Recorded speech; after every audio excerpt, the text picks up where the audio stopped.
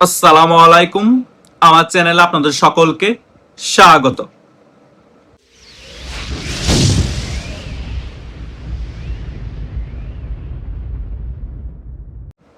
গতকাল থেকেই ভারতীয় অনেক মিডিয়া এবং অনেক সাংবাদিক বলার চেষ্টা করছে শেখ হাসিনার সাথে নরেন্দ্র মোদীর সাক্ষাৎ হয়েছে। এই সকল বিষয়গুলো নিয়ে আমার ইউটিউবের অনেক সাবস্ক্রাইবার আমাকে প্রশ্ন করছে, ভাইয়া হঠাৎ করে নরেন্দ্র মোদী কেন শেখ হাসিনার সাথে সাক্ষাৎ করলো এবং সেই সাক্ষাতে কি আলোচনা হলো, সে সকল বিষয়গুলো যদি আমাদেরকে ক্লিয়ার করতেন আমাদের কনফিউশনগুলো দূর হয়ে যেত।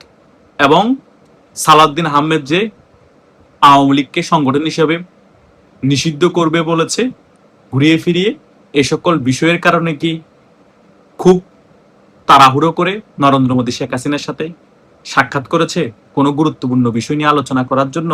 এই বিষয়গুলো আমাদেরকে একটি ভিডিও করে ক্লিয়ার করবেন। আজকে এই সকল বিষয়গুলো নিয়ে একটি ক্লিয়ারলি আলোচনা করব। আশা করছি আপনারা শেষ পর্যন্ত ভিডিওটি দেখবেন, সকল কনফিউশন একেবারে দূর হয়ে যাবে।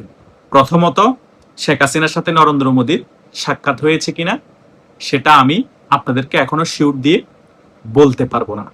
হয়তোবা ইন্ডিয়ান অনেক সাংবাদিক এবং অনেক নিউজ মিডিয়া যখন প্রচার করছে, যদি সাক্ষাৎ নাও হয় হয়তোবা ফোনে কথা হতে পারে, সেই কথাটাকে তারা একটু অতিরঞ্জিতভাবে বাড়িয়ে সাক্ষাৎ করেছেন বলছে, সেটাও হতে পারে।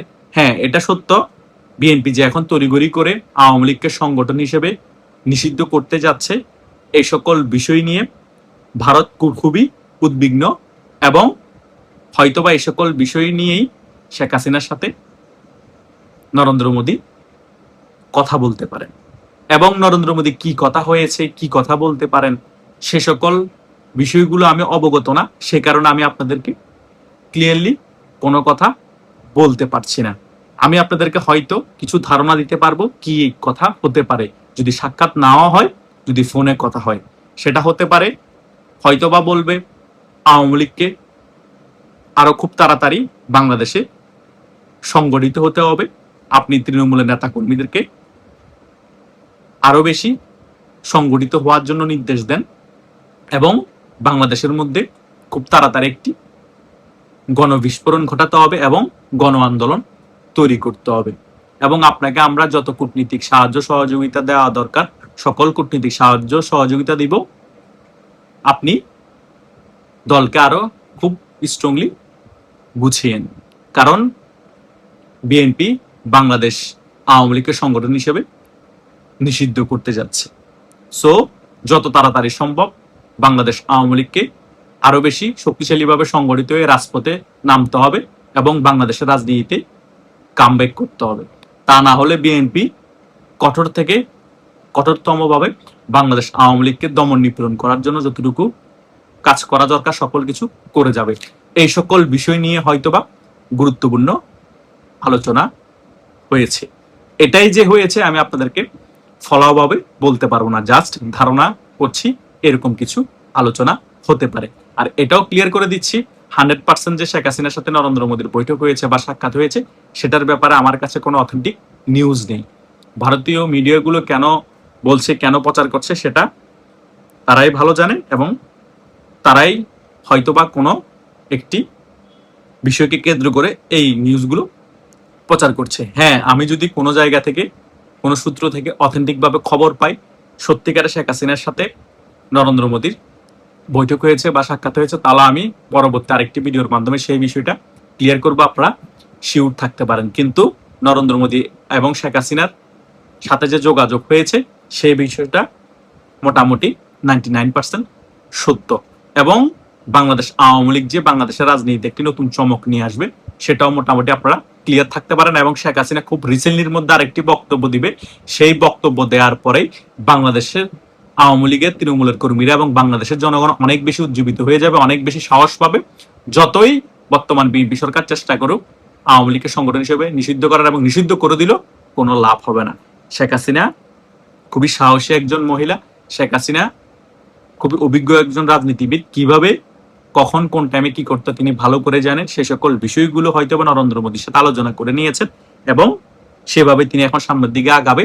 আওয়ামী লীগের সংগঠন হিসেবে, দল হিসেবে যদি নিষিদ্ধ করে দেয়, কিভাবে আওয়ামী লীগ কামব্যাক করবে, কিভাবে আগাবে, এবং যদি কার্যক্রম নিষিদ্ধ থাকে আওয়ামী লীগ কিভাবে বাংলাদেশের রাজনীতি কামব্যাক করবে, সকল বিষয় নিয়ে একটি ফাইনাল সিদ্ধান্ত হয়তোবা হয়ে গিয়েছে। সো আপনারা যারা এখনো কনফিউশনে আছেন, এখনো হতাশাগ্রস্ত হয়ে আছেন এই সকল বিষয় নিয়ে, তাদেরকে আমি সবসময় প্রত্যেকটা ভিডিওতে বলি, কোনো কনফিউশন থাকার কিছু নেই, কোনো হতাশাগ্রস্ত হয়ে বসে থাকারও কিছু নেই। কনফিউশন থাকলে প্রশ্ন করবেন, আপনাদেরকে আমি ভিডিও করে উত্তর দেওয়ার চেষ্টা করব।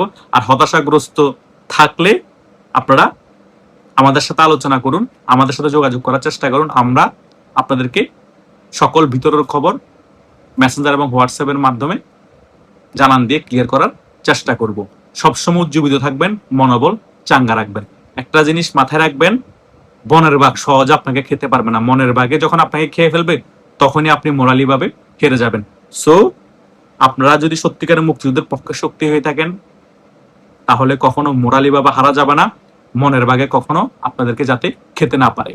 আপনারা সবসময় মনোবল চাঙ্গা রেখে উজ্জীবিত থেকেই আওয়ামী লীগকে সংগঠিত করুন, একে অপরের সাথে যোগাযোগ করুন, সকল গ্রুপিং ভুলে গিয়ে শেখ হাসিনা কিছুদিনের মধ্যে যে নির্দেশনা দিবে সেই নির্দেশনা অনুযায়ী কাজ করতে থাকুন।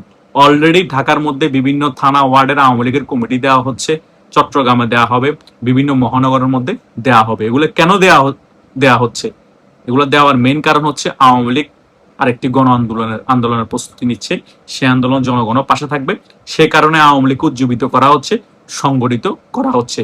কে আওয়ামী লীগকে সংগঠন হিসেবে নিষিদ্ধ করলো, আওয়ামী লীগের কার্যক্রম কে নিষিদ্ধ রাখলো, সেটা দেখার বিষয় নয়। যেখানে বাংলাদেশের 60 থেকে 67% মানুষ বাংলাদেশ আওয়ামী লীগকে সমর্থন করে, বাংলাদেশ আওয়ামী লীগের পাশে আছে, 30-40% মানুষ আওয়ামী লীগকে নিষিদ্ধ করলো কি কার্যক্রম নিষিদ্ধ রাখলো কি, কিচ্ছু যায় আসে না। সো শেখ হাসিনা যেটাই সিদ্ধান্ত নিবে সেটাই ফাইনাল সিদ্ধান্ত।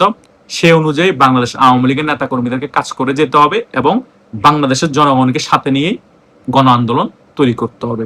এটাই হচ্ছে মেইন কথা। আর অন্য কিছু যেগুলোই আছে সেগুলো কনফিউশন থাকবে, অনেক প্রশ্নের উত্তর পাবেন না আপনারা, তারপরও সেগুলোকে অনেক গুরুত্ব দেওয়া যাবে না। শেখ হাসিনা কি বলছে, কি করতে চাচ্ছে, কি নির্দেশনা দিচ্ছে, সেটাকে আপনাদের ফলো করে এগিয়ে যেতে হবে।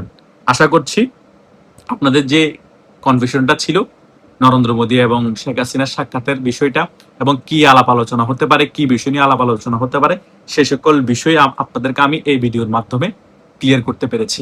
তারপরও যদি মনে কোনো প্রশ্ন থাকে, এখনো কোনো কনফিউশন থাকে, এই ভিডিওর কমেন্ট বক্স আপনারা যে কোনো কমেন্ট করতে পারেন, বা যাদের সাথে আমার হোয়াটসঅ্যাপ এবং মেসেঞ্জারে যোগাযোগ আছে তারা সেখানে আমার সাথে যোগাযোগ করতে পারেন।